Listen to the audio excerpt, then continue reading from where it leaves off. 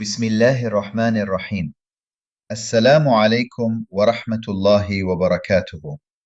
Every year, as the last 10 nights of Ramadan settle over our homes, something stirs in the hearts of British Muslims. A longing, a whispered prayer, a quiet ache that this year might finally be the one.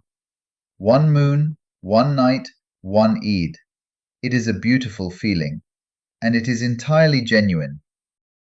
Across Huddersfield, Dewsbury, Batley, Bradford and Birmingham, families who spent last Eid on different days, mothers at home, fathers at the masjid, cousins somewhere in between, look at each other and think, surely it does not have to be this way.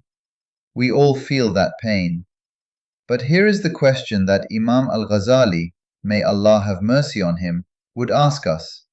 The question that cuts through sentiment and lands somewhere uncomfortable.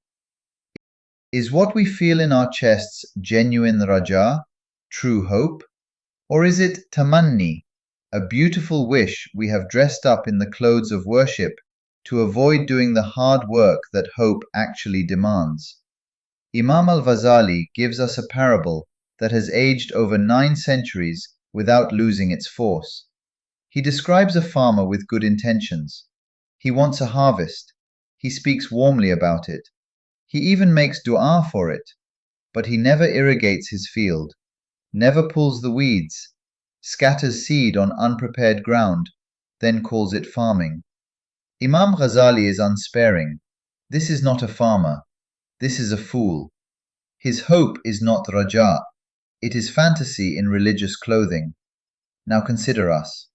Our mosques, our organizations, our leadership, and that annual spectacle of the 29th night. Frantic phone calls, constantly checking WhatsApp messages, Twitter feeds, conflicting announcements, imams who haven't spoken all year suddenly competing after Maghrib, families torn in two, children growing up thinking disagreement is just what Islam looks like. We want the harvest, but where, precisely, is the farming? Imam Ghazali tells us even the best seed cannot grow in hard, salty, dry land. Seed thrown on rock is not cultivation, it is avoidance. Let us be honest about our land, British Muslim institutional life. Too many mosques built around village loyalties, movements, countries of origin. Built with sacrifice, yes, but now calcified, resisting unity by design. A shared moon-sighting body is proposed and strangled because it didn't come from our people.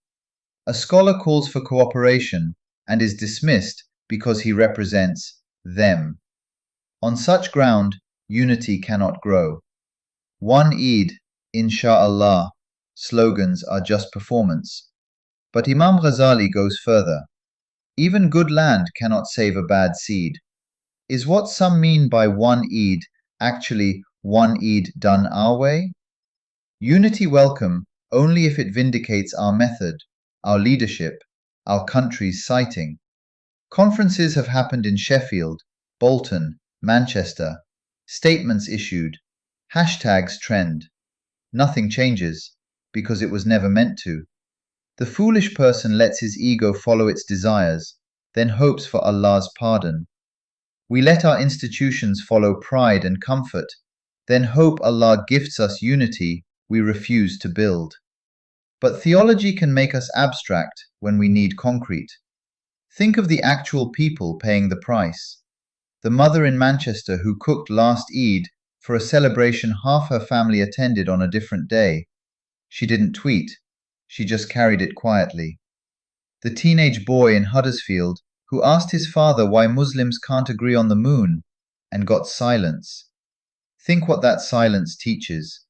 The converts, bewildered, following Islam sincerely in a landscape where trusted scholars disagree on when Eid begins.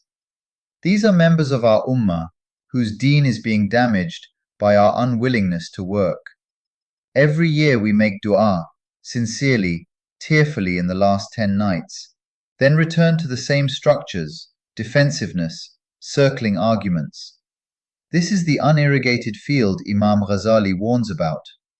True rajāʼ, the hope Imam al-Ghazali celebrates, the Quran praises, the Prophet embodied, is not passive. It is serenity after effort, doing what is in your power, spending yourself in obedience, then turning palms skyward. Ya Allah, the rest is yours. What would that look like for one Eid in the UK? Institutions publicly acknowledging harm to families, not PR, but accountability before Allah. Scholars and imams committing to cross-institutional dialogue months before Ramadan, not the 28th night. A serious, resourced, nationally recognized Hilal committee, not another PDF-producing working group, but a body with authority, competence, broad trust. After that, land prepared, seed purified, channels dug, weeds pulled. We stand on the 29th night with clean hands. O Allah, we have tried. Unite us if it is your will. That is rajāʼ. Trustees and mosque committees willing to make decisions their community might not applaud, because the deen matters more than donor approval. Ordinary Muslims, us, willing to attend a different masjid's Eid if evidence points there, not just the one whose flag we've always flown. And it feels different, Imam Ghazali tells us, entirely different from tamanni, the warm haze of wishful thinking, asking Allah for what we wouldn't work for. We are in or approaching days when Allah's mercy descends in waves even angels cannot comprehend. This is not time to be harsh with ourselves or each other. The yearning for one Eid rising in your chest tonight is good. It shows you care. Do not extinguish it, but let it land somewhere. Let feeling become intention. Intention become commitment. Commitment become action after Ramadan. A trustee conversation, a leadership letter, prioritizing unity over tribal habit. The dua you make tonight is most powerful when tomorrow you become part of its answer. Allah is al-Jami', the one who gathers and unites. He can bring us together in one night if He wills. Ya Jami' al-Qulub, you united Ansar and Muhajirun when nothing on earth could. We ask for something far smaller, yet something we failed to achieve alone. Ya Allah, our families have sat at different tables for the same Eid. Our children learned quietly that division is just what we are. Forgive us for every year we let that happen while arguing who was right. Unite our moon, unite our hearts. One morning when takbirat rise together from every masjid, one voice, one ummah, one Eid. Where we have been proud, humble us. Where we loved institutions more than your deen, redirect us.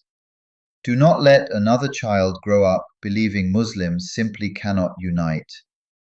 You are al-Qadir, nothing beyond you. Not hardest hearts, proudest souls, entrenched divisions. Soften us, Ya Allah. Remove egos we hid behind scholarship, pride dressed as principle, refusal to compromise called firmness upon truth, when too often it protected our name. Forgive us, Ya Rab, for meetings never attended, hands never extended, phone calls never made to the masjid across town, the one carrying your name like ours, whose people prostrate to you like ours, whose children need one Eid like ours. What will we say when you ask why we could not sit at the same table as our brother in Islam? No reputation, loyalty, donor approval survives that moment. Place fear of that day in our hearts, not to paralyze, but to move us. One Eid is not impossible, not even far, insha'Allah, but it will not fall from the sky as reward for longing. It grows from ground we are willing to prepare. Indeed, Allah will not change a people's condition until they change themselves.